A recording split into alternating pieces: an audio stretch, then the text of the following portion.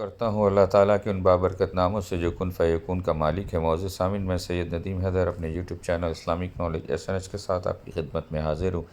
آج آپ لوگوں کے لیے جو ویڈیو پیش کرنے جا رہے ہیں اس کا تعلق تخلیق انسانی کے مراحل کے حوالے سے ہے، جو کہ سورہ الحج کی آیت نمبر 5 سے لیا گیا ہے، جس میں اللہ تعالیٰ نے اس حوالے سے جو باتیں بیان فرمائی ہیں۔ آئے سورہ کی طرف چلتے ہیں اور دیکھتے ہیں کہ اس میں مزید کیا تفاصیل موجود ہیں۔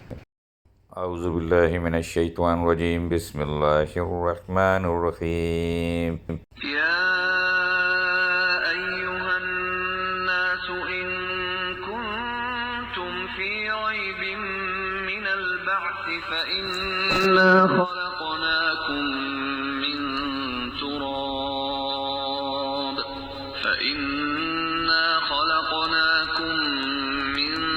تراب ثم من نطفة ثم من علقة ثم من مضغة مخلقة وغير مخلقة لنبين لكم ونقر في الأرحام ما نشاء إلى أجل مسمى ثم نخرجكم طفلا ثم لتبلغوا أشدكم ومنكم من يتوفى ومنكم من يرد إلى أرذل العمر لكي لا يعلم من بعد علم شيئا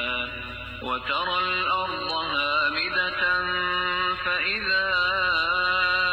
أنزلنا عليها الماء اهتزت وربت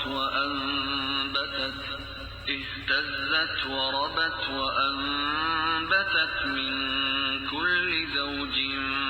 بهيج۔ اے لوگو، اگر تمہیں دوبارہ زندہ ہونے کے بارے میں کچھ شک ہے تو ذرا سوچو کہ ہم نے تمہیں مٹی سے پیدا کیا، پھر نطفے سے، پھر ایک جمے ہوئے خون سے، پھر ایک گوشت کے لوتھڑے سے جو کبھی پورا بن جاتا ہے اور کبھی پورا نہیں بنتا، تاکہ ہم تمہارے لیے تمہاری حقیقت کھول کر بتا دیں، اور ہم تمہیں ماؤں کے پیٹ میں جب تک چاہتے ہیں ایک متعین مدت تک ٹھہرائے رکھتے ہیں، پھر تمہیں ایک بچے کی شکل میں باہر لاتے ہیں، پھر تمہیں پالتے ہیں تاکہ تم اپنی بھرپور عمر تک پہنچ جاؤ، اور تم میں سے بعض وہ ہیں جو پہلے ہی دنیا سے اٹھا لیے جاتے ہیں، اور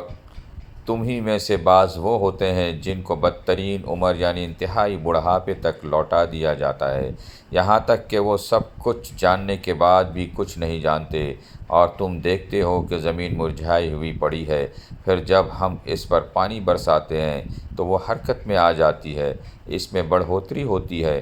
اور وہ ہر قسم کی خوشنما چیزیں اگاتی ہے۔ جو لوگ مرنے کے بعد دوبارہ زندہ ہونے کو ناممکن یا مشکل سمجھتے ہیں، ان سے کہا جا رہا ہے کہ خود اپنی تخلیق پر غور کرو کہ اللہ تعالیٰ نے کس حیرت انگیز طریقے پر کتنے مرحلوں سے گزار کر تمہیں پیدا فرمایا تھا۔ تمہارا کوئی وجود نہیں تھا، اللہ تعالیٰ نے تمہیں وجود بخشا۔ تم میں جان نہیں تھی، اللہ نے تم میں جان ڈالی۔ جس ذات نے اس حیرت انگیز طریقے سے تمہیں اس وقت پیدا کیا جب تم کچھ بھی نہیں تھے، تو کیا وہ تمہیں مردہ لاش بننے کے بعد دوبارہ زندگی نہیں دے سکتا؟